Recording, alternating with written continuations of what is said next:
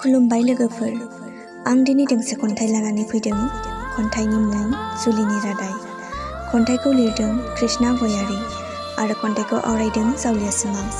फैदो बिदिब्ला बिथांनि खन्थाइखौ खोनासंलांदिनि। जुलिनि रादाय। गोसोखांदों आं बै समखौ, गारबोनाय बुब्लिफोरखौ। फारि फारि जाखांफैदों आंनि गोसो मेगननि नोजोराव। जेराव रावबो गैयामोन, खालि दङमोन नों आरो आंल'। निजोम सिरियै रावबोदि मिथियामोन, खालि मिथिंगायाल' खोनादोंसै जों सानैजों लानाय बै रादायखौ। नाथाय बहा थांखो जों सानैजों लानाय समायखिराया।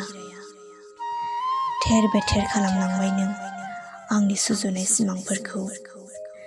बायफ्लेहोलांबाय नों आंनि गोसो गोरबोखौ।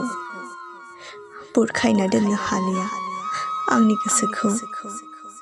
बेनोमोन नामा नोंनि थार अननाया?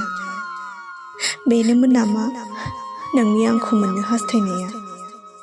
बेनोमोन नामा नोंनि रादाय होनाया?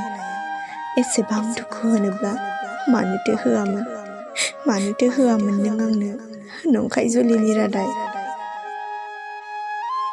एसेनोसै, गोजोन्थों। खन्थाइखौ मोजां मोनदोंब्ला लाइक, शेयार आरो कमेन्ट खालामदो। लोगोसे जोंनि जावलिया सिमां इउटिउब चेनेलखौ साबस्क्राइब खालामनो दाबाव। आरो फेसबुकआव नायदोंब्ला जावलिया सिमां फेसबुक पेजखौ लाइक खालामनो दाबाव। गोजोन्थों।